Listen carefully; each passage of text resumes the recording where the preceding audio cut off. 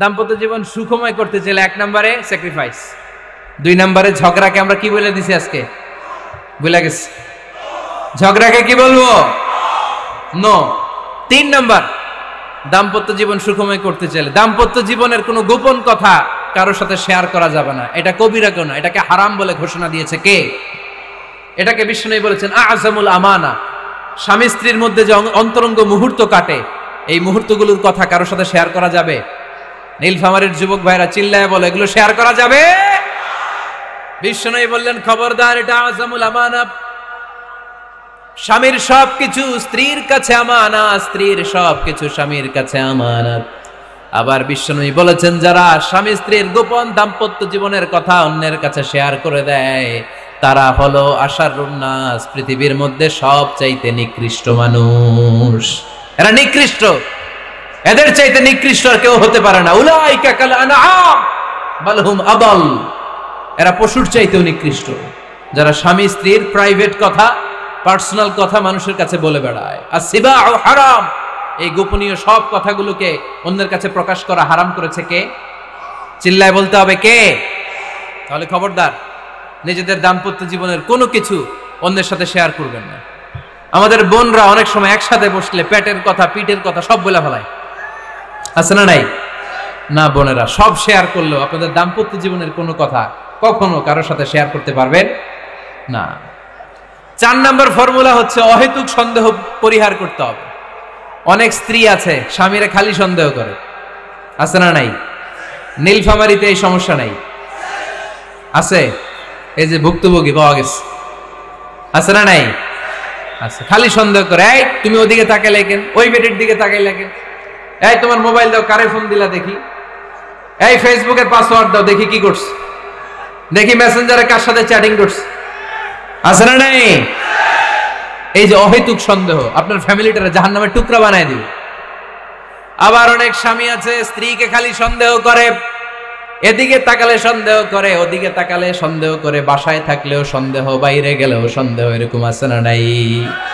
না, অহেতুক সন্দেহ এটা পরিহার করবেন। এই সন্দেহ খুব খারাপ জিনিস। আমি ব্যক্তিগতভাবে অনেক কেস এরকম হ্যান্ডেল করেছি। এসে বলে হুজুর খালি সন্দেহ করে, এটা একটা রোগ। এটা কি?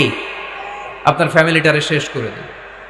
এজন্য অহেতুক সন্দেহ পরিহার করবেন। হ্যাঁ, সত্যি যদি পরকীয়ার কোনো ঘটনা ঘটে থাকে ওটা নিয়ে বসেন, ফেস টু ফেস কথা বলেন, ফ্যামিলি মিটিং করেন, সরাসরি সেটেল করার চেষ্টা করেন। কিন্তু অহেতুক সন্দেহ একটা রোগ। এই রোগ থেকে আল্লাহ তুমি দাম্পত্য জীবনকে বাঁচাও, আমরা আওয়াজ করে পড়বো আমিন। 5 নাম্বার, স্বামী স্ত্রী একে অপরকে আল্লাহর বিধান স্মরণ করায় দিবে। স্বামী যদি ফজরের সময় ঘুমায় থাকে, স্ত্রীর ডেকে দেওয়ার দরকার আছে না নাই? আবার স্ত্রী যদি ঘুমায় থাকে, স্বামীর ডেকে দেওয়ার দরকার আছে না নাই? কোন স্বামী যাবে জান্নাতে, তার স্ত্রী যাবে জাহান্নামে, আবার স্ত্রী হবে জান্নাতি, স্বামী যাবে জাহান্নামে। এরকম আমরা চাই নাকি?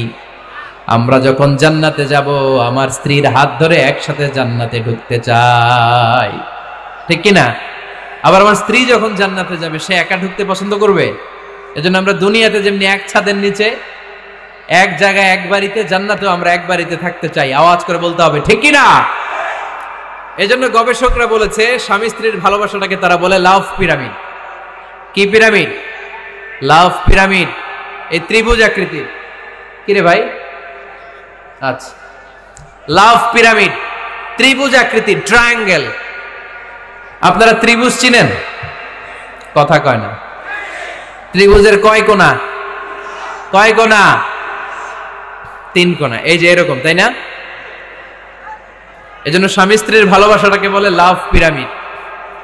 উপরের সমুচার মতো না, উপরে থাকে আল্লাহ, আর ডানে স্বামী, বায়ে স্ত্রী। এই 2 কোণায় স্বামী স্ত্রী, আর উপরের কোণায় আল্লাহ।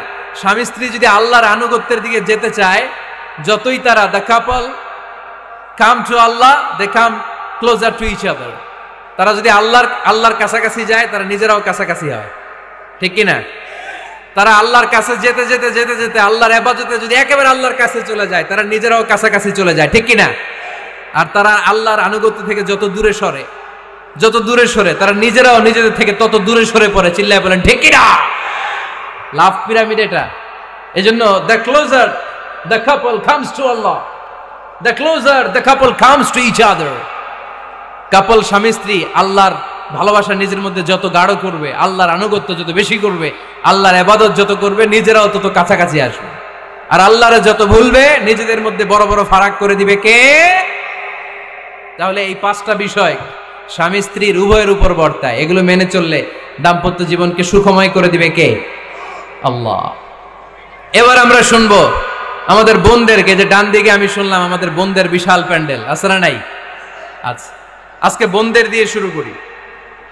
স্ত্রীদেরকে আল্লাহ কি দায়িত্ব দিয়েছে একটা ফ্যামিলিকে সুন্দর করতে, একটা দাম্পত্য জীবনকে সুন্দর করতে? স্ত্রীর 1 নম্বর দায়িত্ব হচ্ছে she should make a comfort to her husband.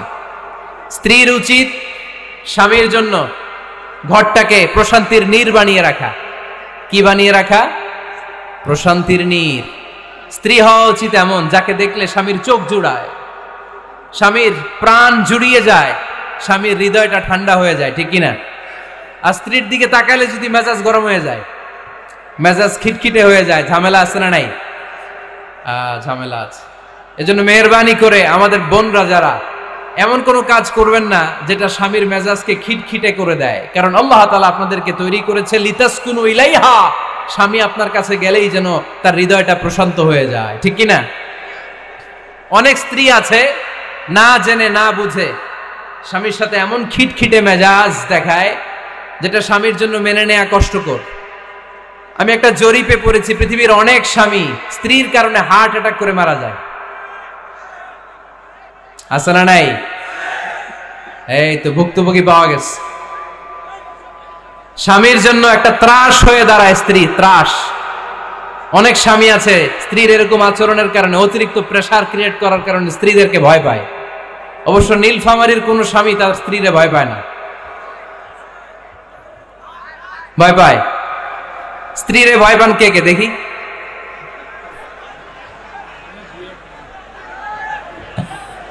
ভয় পান আপনারা? ভয় পান? হ্যাঁ, এক অফিসের বড় সাহেব তার স্ত্রীরে খুব ভয় পায়, প্রচন্ড ভয় পায়। তো সে মনে মনে ভাবলো, দেখি আমার অফিসের যারা স্টাফ আছে, ম্যানেজাররা আছে, এরা কতটুকু ভয় পায়, এরা ভয় পায় কিনা। তো একদিন সকালবেলা অফিসের সব স্টাফগুলোর একসাথে দাঁড় করায় বলতেছে, এই আপনারা যারা যারা আপনাদের স্ত্রীদেরকে ভয় পান তারা ডান দিকে যান, আর যারা স্ত্রীকে ভয় পান না এরা বাম দিকে যান। অফিসের সব কর্মচারী ডান দিকে চলে গেছে, সবাই ভয় পায়, একজন শুধু বাম দিকে। বাম দিকে কয়জন ভয় পায় না, আর যারা ভয় পায় এরা ডান দিকে, ডান দিকে সবাই। তো বড় সাহেব ভাবছে, আলহামদুলিল্লাহ আমার অফিসে একজন হইলেও বীর পুরুষ আছে। তো বীর পুরুষের কাছে যেয়ে বলে, ঘটনা কি, আপনি মোটেও ভয় পান না? কয়, স্যার প্রতিদিন অফিস করার জন্য যখন ঘর থেকে বের হয় আমার বউ আমারে বলে দেয়, খবরদার সবাই যেদিকে যায় তুমি কিন্তু ওইদিকে যাইবা না,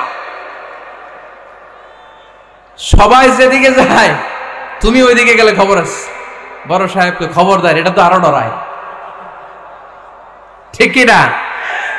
এজন্য বোনদেরকে বলবো, লিতাসকুনু ইলাইহা, এমন ভাবে আপনি আপনার স্বামীর সামনে নিজেকে প্রেজেন্ট করেন যাকে আপনাকে দেখলে আপনার স্বামীর চোখ জুড়িয়ে যায়, হৃদয়টা প্রশান্ত হয়ে যায়, আপনাকে দেখলেই আপনাকে ভালোবাসতে মনে চায়, ঠিক কিনা? এজন্য রব্বুল আলামিন বলেন, আমি নারীদেরকে তৈরি করেছি লিতাসকুনু ইলাইহা, যেন পুরুষেরা স্ত্রীদের সংস্পর্শ যখন পায় পুরুষদের হৃদয়টারে প্রশান্ত করে দেয় কে? রব্বুল আলামিন বলেছেন, খাদিজার জন্য জান্নাতে আমি এমন একটা ঘর বানিয়েছি যেই ঘরের মধ্যে কোনো বিশৃঙ্খলা নাই। খাদিজার জন্য জান্নাতে এমন একটা প্রাসাদ আমি বানিয়েছি যেই প্রাসাদের মধ্যে কোনো আওয়াজ নাই, কোনো কোলাহল নাই। কুরাইশদের মাঝে যখন দাওয়াত দিতেন সব বিশৃঙ্খলা ঝামেলা গোলমাল শেষ করে রাতের বেলায় যখন খাদিজার ঘরে বিশ্বনবী ঢুকতেন, বিশ্বনবীর হৃদয়টারে প্রশান্ত করে দিত কে? আম্মাজান খাদিজা বিশ্বনবী সাল্লাল্লাহু আলাইহি ওয়াসাল্লামের জন্য এমন ঘর উপহার দিয়েছেন যেই ঘরে বিশ্বনবী আসলে বিশ্বনবীর হৃদয়টা ঠান্ডা হয়ে যেত। সুবহানাল্লাহ পড়েন। অনেক স্ত্রী আছে স্বামী ঘরে ঢুকলেই ঘরে আটা নাই, রুটি নাই, চাল নাই, ডাল নাই, এটা লাগবে ওইটা লাগবে, ওখানে যেতে হবে, একটার পর একটা ফিরিস্তি বলে বেড়ায়, আছে না নাই? না, এটা করবেন না। আপনার কি লাগবে এই সব দায়িত্ব আল্লাহ তাআলা স্বামীকে দিয়েছে, স্বামীকে জানাবেন, তবে ধীরে সুস্থে, ধীরে সুস্থে স্বামীর জন্য ঘরটাকে এমন করে রাখতে হবে যেন ঘরে ঢুকলেই স্বামীর হৃদয়টারে প্রশান্ত করে দেয় কে? এজন্য স্ত্রীর প্রথম দায়িত্ব ঘরটারে প্রশান্তির নীড় বানানো। এখানে কি আবার কি